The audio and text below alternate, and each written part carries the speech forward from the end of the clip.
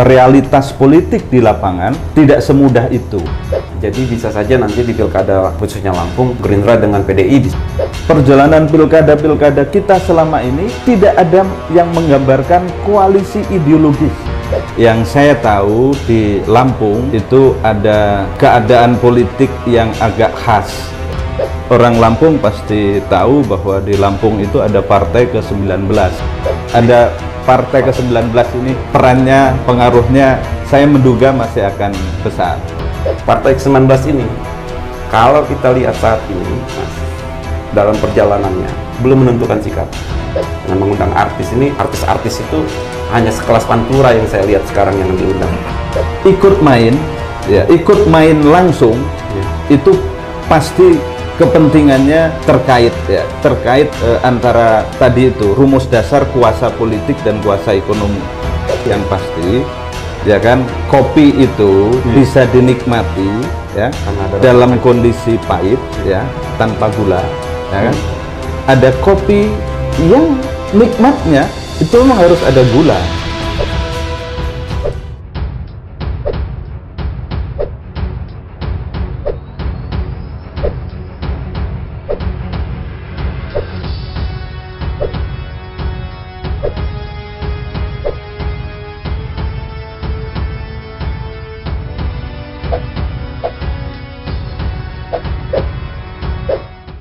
Bismillahirrahmanirrahim. Assalamualaikum warahmatullahi wabarakatuh.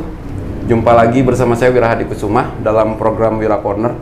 Kali ini saya kedatangan tokoh nasional yang memang dulu semasa saya mahasiswa pengagum beliau.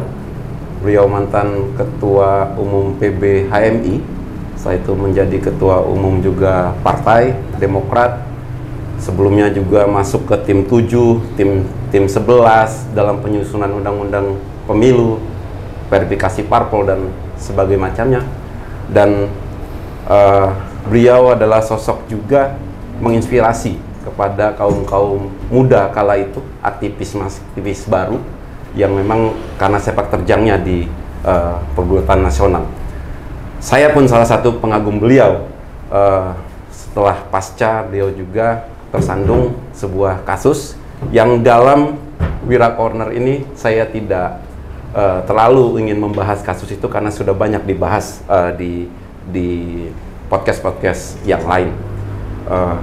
Tamu itu adalah Mas Anas Urbaningrum. Selamat datang Mas, Assalamualaikum di Geraha Rilis ID ini, Lampung. Waalaikumsalam, Wira, terima kasih. Iya. Tabi pun Mas, ya pun. Ya pun. Iya, itu salam khas Lampung Mas.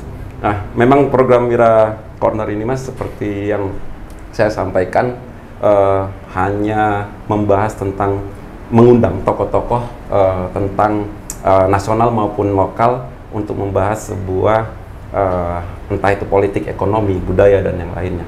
Dan ini kick and di Lampung lah ya? Bukan, ya tidak juga karena kalau perbandingan saya dengan kick and itu kan dia langit, saya sumur Mas. Jadi bukan perbandingan langit dan bumi, tapi sudah ada di sumurnya. Ya, sumur itu kadang-kadang lebih penting, lebih jauh lagi. Sebuah kebanggaan saya bisa mewawancarai Mas Anas di sini, di Geraha Rilis ini, dalam program Wira Corner ini. Tentunya tadi seperti yang saya sampaikan, saya tidak ingin membahas lebih dalam, bahwa saya sudah menonton bagaimana di podcastnya Akbar Faisal dan podcastnya Total Politik, bahwa yang sering dibahas gantung Anas di Monas itu kan sebuah pengungkapan lahir batinnya Anda terkait dalam kasus tersebut. Penegasan masalah katanya ingkrah dalam hukum tapi tidak ingkrah dalam keadilan, itu saya pikir masyarakat sudah paham itu seperti apa, dan saya pun salah satu yang memahami itu. Saya ingin membahas mengenai partisipasi Anda saat ini di partai politik, bahwa Anda baru-baru ini menjadi ketua Partai Kebangkitan Nusantara, yang itu seolah-olah memang sudah disiapkan oleh loyalisnya Mas Anas kala itu, dan setelah itu ada Munaslup dan langsung Anda menjadi nah, PKN sendiri seperti apa Mas yang ke depan ini akan dilakukan oleh Mas Anas ke depan? Iya, PKN ini sebetulnya partai, tetapi belum partai. Partai dalam pengertian secara formal sudah menjadi peserta pemilu ya, karena sudah memenuhi syarat-syarat sebagai peserta pemilu, dan kemarin sudah ikut dalam kontestasi politik pemilu 2024. Tetapi yang saya maksud belum partai adalah perangkat-perangkatnya itu belum lengkap sebagai partai politik yang kuat dan sehat. Karena ini baru partai pada tahapan yang sangat awal, kemudian punya tiket formal masuk lapangan pertandingan, tetapi ya belum bisa bersaing, belum bisa kompetitif dalam pemilu nasional karena memang belum partai tadi itu. Nah, ada kesempatan kurang lebih 4 tahun ke depan untuk menata, sehingga 2029 kami berharap sudah menjadi partai yang meskipun belum sesungguhnya sudah jauh lebih baik, baik jaringannya, ya, kemampuan strukturalnya, personilnya, kader-kadernya, nanti calon-calonnya, isu kampanyenya, strategi pemenangannya, dan seterusnya itu. Nah, jadi memang ada tahapan-tahapan yang mesti ditempuh untuk menjadi partai yang kalau nanti masuk gelanggang pemilu 2029 ya sudah naik level lagi sedikit. Nah, kan kemarin PKN masuk dalam juga parpol yang ikut serta dalam kepesertaan di pemilu. Saya sempat browsing berapa sih PKN mendapatkannya. Belum partai saja sudah 365 ribuan, 0,02% dari jumlah DPT-nya Indonesia. Itu tentu menjadi ajang evaluasi juga kan sama Mas Anas. 365 ribuan, 0,02% dari data DPT itu yang akan segera dilakukan untuk supaya PKN ini bisa tidak lagi gurem. Kalau saat ini kita harus sebut gurem gitu, karena memang faktanya masih gurem. Nah, untuk menjadi sebuah partai yang besar nantinya seperti apa nanti? Ya, sebetulnya kan pasti partai itu butuh jaringan yang kuat.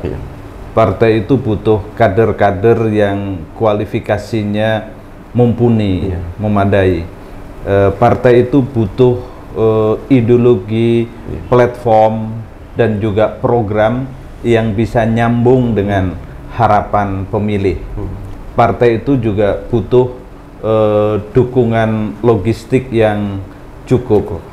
Partai itu perlu strategi pemenangan yang relevan, ya, relevan dengan cara pandang pemilih untuk menentukan pilihan politiknya.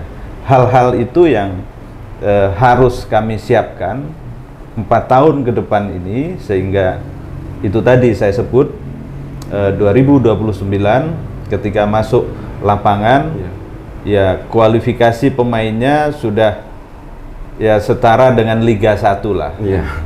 Sekarang ini banyak pemainnya ya terus terang masih pemain Liga 3, ya kan. Nah, pemain Liga 3 ini yang harus kami upgrade. Yang kedua, tentu kami mesti mengundang pemain-pemain naturalisasi, ya, pemain-pemain baru, termasuk naturalisasi lah, naturalisasi dari, ya kan boleh jadi karena pilihan berpartai itu bebas, sehingga ada politisi-politisi yang tidak lagi bisa masuk line up pemain nasional di partai tertentu, bisa gabung. Untuk gabung. Berarti kan kalau jawabannya Mas Anas ini berarti ada keseriusan memang di PKN, karena sebelumnya juga banyak yang menduga, termasuk saya menduga bahwa Mas Anas nantinya bergabung di partai besar. Buktinya sudah ada yang menawari. Kemarin saya baca di beberapa berita Mas Anas tawari masuk ke Partai Golkar, tawari oleh Pak Bamsud. Nah, apakah peluang ini akan terjadi, Mas, nanti? Apakah tetap PKN kita dibesarkan, atau memang nanti Mas Anas akan bergabung di sebuah parpol yang sudah di posisi Liga 1 nanti? Iya, kalau pertimbangannya semata-mata pribadi, ya kan, pribadi atau hanya beberapa orang sahabat yang biasa hari demi hari bergulat dalam aktivitas-aktivitas politik kepartaian itu gabung dengan partai yang sudah established, itu pilihan yang paling mudah, paling gampang lah ya. Jadi ikut saja kereta yang rutenya sudah jelas, keretanya besar, nyaman. Ya. Tapi kalau ingin merumuskan cita-cita yang lebih serius tentang postur, ya kan, dan format partai yang tanda petik ideal, tentu pilihannya adalah membangun partai sendiri yang dari awal ditata dengan prinsip-prinsip partai modern, partai sebagaimana kita diajarkan di dalam buku-buku tentang partai di dalam sistem demokratik, kan begitu. Karena kalau kita evaluasi sekarang partai-partai di Indonesia itu kan antara idealitas partai seperti yang kita pelajari dalam sistem demokrasi dengan realitas kehidupan partai sehari-hari itu kan jaraknya terlalu jauh kan, jauh gitu. Nah, merintis partai baru itu bisa sejak awal realitas partai itu dibangun dekat dengan idealitas kita tentang berpartai yang sesungguhnya, kira-kira begitu. Jadi dengan begitu partai ini juga bisa menjadi alternatif bagi politisi-politisi lama, politisi-politisi baru pun yang ingin beraktivitas di partai, ingin menunaikan visi perjuangan politiknya di partai sesuai dengan harapan yang relatif ideal tadi itu. Gitu. Nah, berarti kan Mas Anas tetap secara ini saya menarik kesimpulannya tetap akan PKN ini akan menjadi sebuah salah satu perjuangan Mas Anas untuk di level politik. Nah, saya ingin bertanya juga Mas, PKN kan kemarin di Pilpres pemilu itu tidak menentukan sikap. Betul. Apakah ke A atau ke B atau ke C. Jadi apakah ke Amin atau ke Prabowo atau ke Ganjar, kemarin tidak menentukan sikap. Ini sudah ada pemenang ya. Apakah PKN akan mendukung partai pemenang atau yang calon terpilih ini dalam sisi parpol? Iya, saya ingin singgung sedikit soal itu. Waktu itu memang pertimbangannya adalah bahwa caleg-caleg di daerah-daerah itu kan kolam politiknya beda-beda. Ada daerah yang itu kolam politik 01, ada daerah yang kolam politik 02, ada daerah yang kolam politik 03. Masing-masing merasa lebih mudah ya sosialisasi sebagai caleg kalau kolam 01 membawa 01, kolam 02 membawa 02. Begitupun yang kolam 03. Karena itu kebijakannya kami berikan keleluasaan, ya kan? Silahkan maksimalkan sosialisasi dengan membawa 01, 02 atau 03.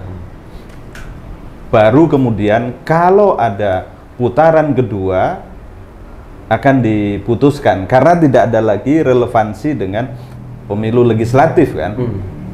Tapi ternyata kan tidak ada putaran kedua, ya kan. Ternyata sudah selesai sudah selesai satu putaran. Soal bagaimana selesainya satu putaran itu tidak perlu kita bahas, gitu kan?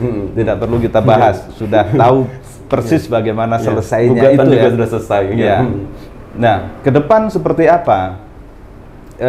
Kami ingin belajar, ya, bahwa pilihan mendukung atau pilihan ada dalam posisi kritis itu harus pertimbangan rasional, ya.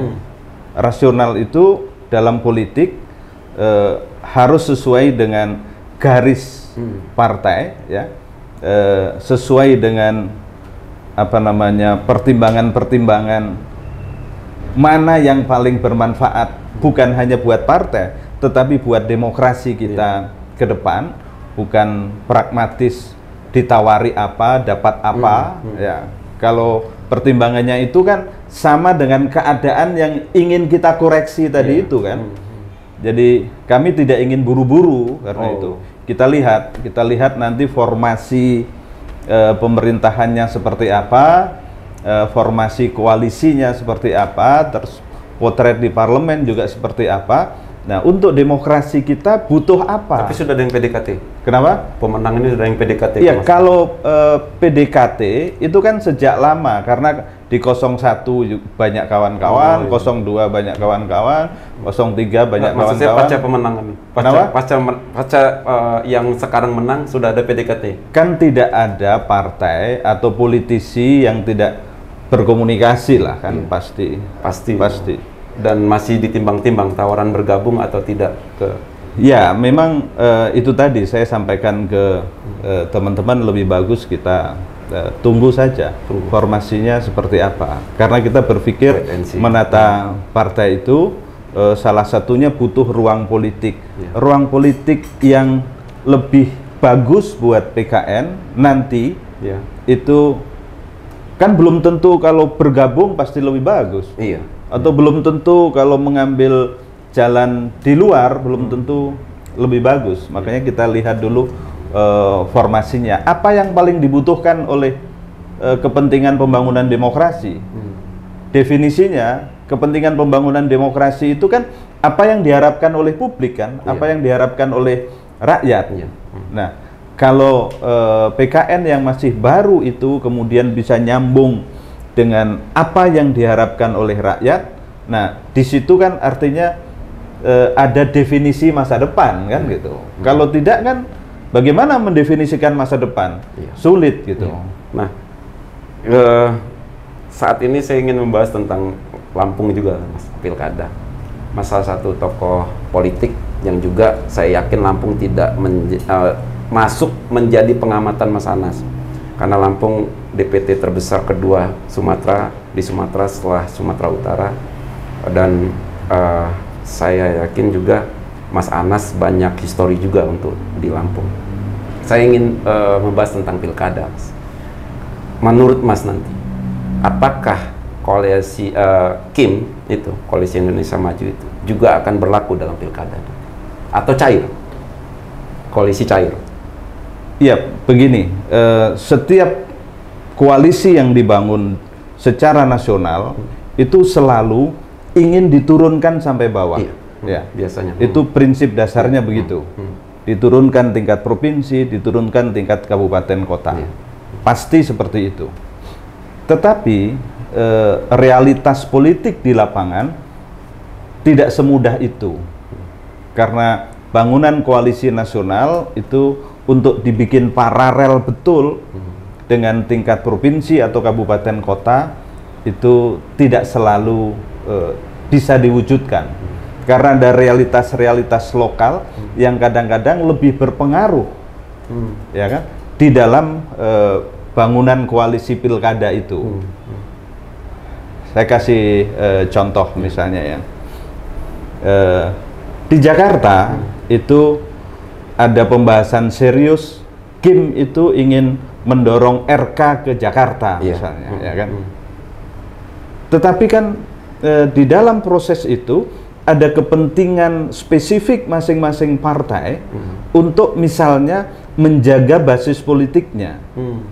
Ada partai yang pasti menganalisis kalau RK representasi Golkar di Jawa Barat digeser ke Jakarta, jangan-jangan basis Golkar yang besar di Jawa Barat itu diincar oleh partai yang lain, ya kan? Diincar itu artinya apa? Partai itu ingin punya basis yang kuat di Jawa Barat, dan partai pasti akan membandingkan pemilih Jawa Barat dibandingkan pemilih Jakarta berapa, ya kan? Nah, contoh kecil sesederhana itu ya. Nah, di Lampung menurut saya akan juga ada faktor seperti itu, meskipun tidak spesifik seperti Jawa Barat ya. Jadi tidak akan mudah untuk betul-betul dibangun. Belum lagi kalau masing-masing partai secara internal sudah lama menyiapkan kader-kadernya untuk bisa masuk di dalam lapangan pertandingan pilkada. Partai-partai besar yang ada di KIM itu kan pasti punya kader-kader internal kan, dan kalau itu sudah dipersiapkan bertahun-tahun kan tidak mudah langsung ditarik, ya kan? Ini sudah siap-siap masuk lapangan kemudian ditarik lagi ke belakang kan tidak mudah. Jadi bisa saja nanti di pilkada khususnya Lampung, Gerindra dengan PDI bisa saja betul berhenti bergabung karena cair. Sangat bisa. Begini, realitas koalisi politik pilkada di Indonesia itu sama sekali tidak ideologis. Perjalanan pilkada kita selama ini tidak ada yang menggambarkan koalisi ideologis. Semuanya, saya tidak ingin menyebut koalisi pragmatis ya, tetapi yang lebih sopan bukan koalisi ideologis. Sama saja sih. Karena bukan koalisi ideologis, maka jangankan hanya beda pilihan koalisi pilpres kemarin, bahkan beda warna yang agak kontras pun itu seringkali terjadi koalisi. Partai yang agak di kanan itu di banyak tempat koalisi dengan partai yang agak tengah kiri, ya kan? Itu mudah terjadi. Jadi apalagi kalau konteksnya sangat ad hoc urusan pilpres ya, itu sangat mungkin terjadi. Jadi saya kira koalisi pilpres itu tidak bisa jadi patokan untuk langsung diturunkan untuk pilkada provinsi maupun kabupaten kota. Berarti koalisinya akan cair lah, maksud saya bisa antara parpol yang di KIM tidak nyatu tapi di pilkada juga bisa nyatu. Sangat fluid, pasti sangat fluid itu. Yang saya juga ingin tanyakan ke Mas Anas adalah kemarin tuh PKN ada 7 parpol yang non parlemen itu mengajukan gugatan ke Mahkamah Konstitusi bahwa bisa mengusung kandidat calon gubernur. Itu dilakukan juga di Lampung, Mas. PKN salah satu juga menjadi motornya untuk menggugat aturan itu. Mereka tidak mendapat kursi, tapi 7 ini kalau digabungkan dapat kursi sebenarnya. Nah itu apakah juga arahan dari koordinasi dengan PKN dengan Mas selaku ketua? PKN kebijakannya adalah baik yang sudah punya kursi DPRD maupun belum punya kursi DPRD sejauh mungkin bisa terlibat aktif mengambil peran di dalam pilkada-pilkada. Karena itu bagian dari exercise politik kan. Bagi politisi-politisi baru, exercise politik itu bagian dari proses pematangan ke depan. Jadi pergaulan politik di dalam pilkada itu pasti akan mengupgrade keterampilan politik mereka.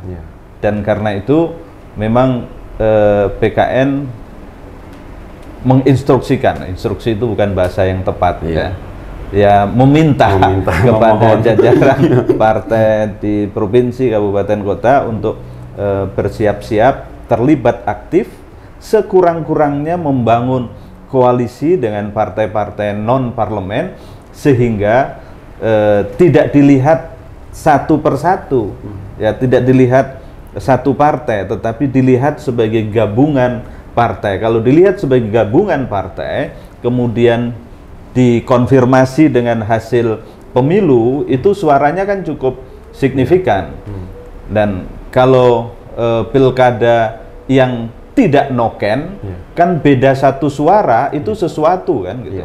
Apalagi ribuan suara, apalagi puluhan ribu suara, apalagi ratusan ribu suara, pasti itu akan dipertimbangkan oleh pasangan calon manapun ya. Jadi prinsipnya begitu. Yang paling pokok buat kami bagian dari exercise politik. Oke. Nah, saat ini kan mungkin ini terakhir lah Mas, saya tanya. Saat ini sudah ada bakal calon kepala daerah, khususnya gubernur di Lampung. Saya yakin Mas juga sudah menyimak atau melihat di banner-banner juga mungkin sudah ada bakal calon dari Gerindra Pak Rahmat Birjani Jausal, dari PDIP mungkin itu karena PDIP juga kan ini masih menggodok-godok Bang Umar Ahmad. Setelah itu di Golkar mungkin juga lagi godok-godok antara Bang Hanan dan Arinal. Setelah itu mungkin ada di partai lain juga bakal calon gubernur, wakil gubernur juga sudah dibahas-bahas dari PKB. Nah, dari semua calon ini, siapa yang Mas pilih? Iya kan calonnya belum ada, ini baru bakal calon ya. kan? Baru bakal calon, jadi pasangannya juga belum jelas. Saya belum mengikuti dengan detail ya, tetapi yang saya tahu di Lampung itu ada keadaan politik yang agak khas, ya. Agak khas. Khasnya yang tidak ditemukan di daerah lain. Ya sebetulnya orang Lampung pasti tahu bahwa di Lampung itu ada partai ke-19, ya kan? Ada partai ke-19. Maksudnya apa nih Mas? Meskipun bukan peserta pemilu, tetapi pengaruh politiknya kadang-kadang lebih kuat dari 18 partai ini, ya kan? Dan ini memang beda dengan partai lokal di Aceh yang ada dasar undang-undangnya ya. Kalau ini kan undang-undang pasar politik yang ini kan.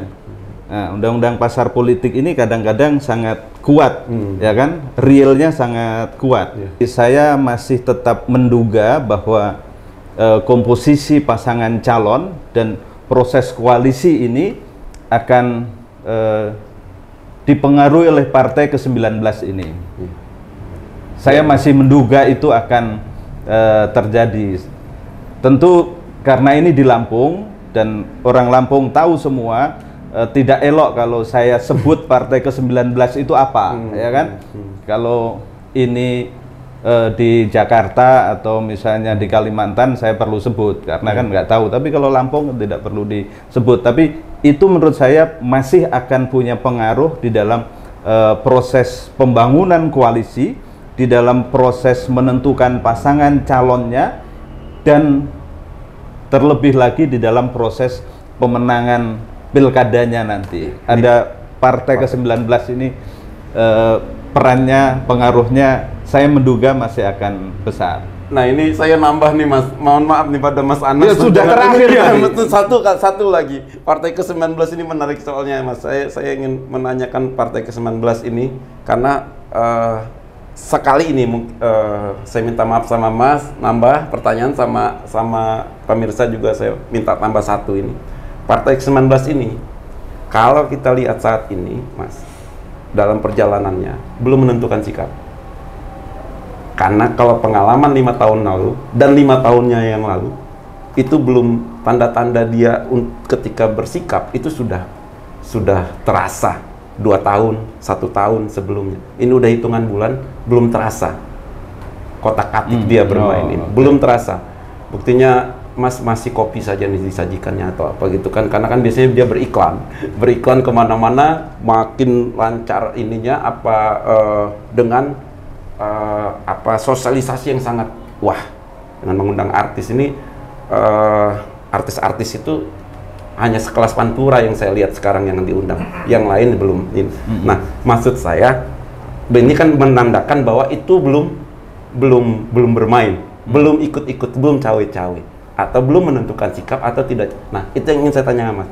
Apakah menurut Mas dia akan cawe-cawe atau hanya menunggu nanti saat yang menang, atau seperti apa menurut Mas Anas? Itu saya tahu aja. Pertanyaan terakhir. Pertanyaannya tadi panjang, dan dalam pertanyaan itu sudah ada jawaban. Iya, enggak. Jadi itulah jawabannya. Iya, enggak. Menurut Mas gini. Bukan pernyataan, tapi ini saya ingin pernyataan dari Mas. Apakah akan cawe-cawe dalam pilkada di 2024 ini? Ataukah hanya menunggu pemenangan?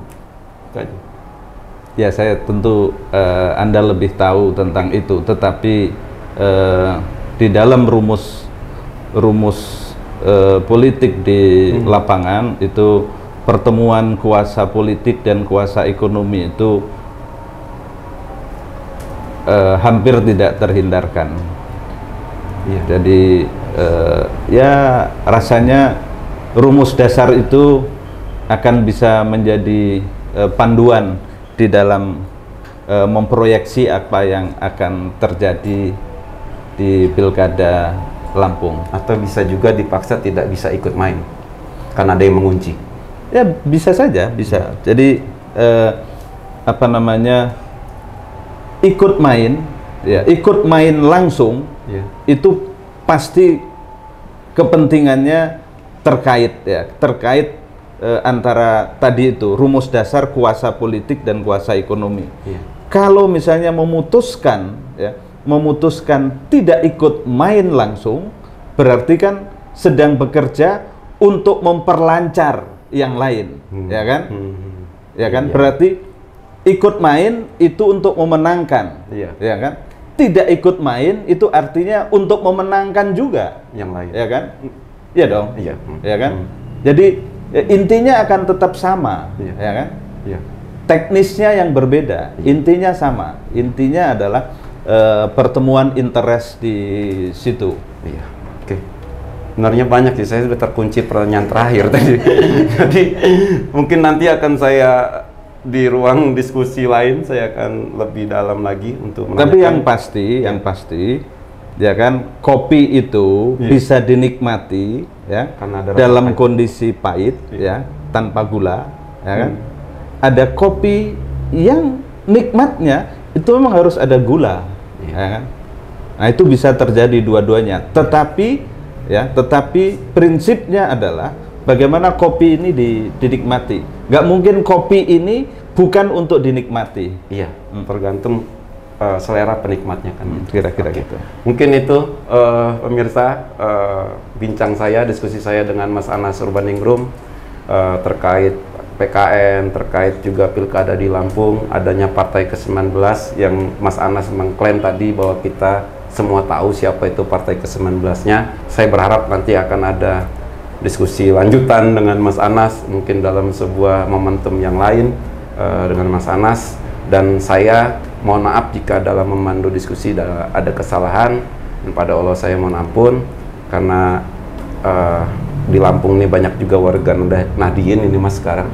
Saya menutupnya gaya NU. Wallahul muwaffiq ila aqwamit thoriq. Dengan ridho Allah ya kulis sampai. Assalamualaikum warahmatullahi wabarakatuh. Waalaikumsalam warahmatullahi wabarakatuh.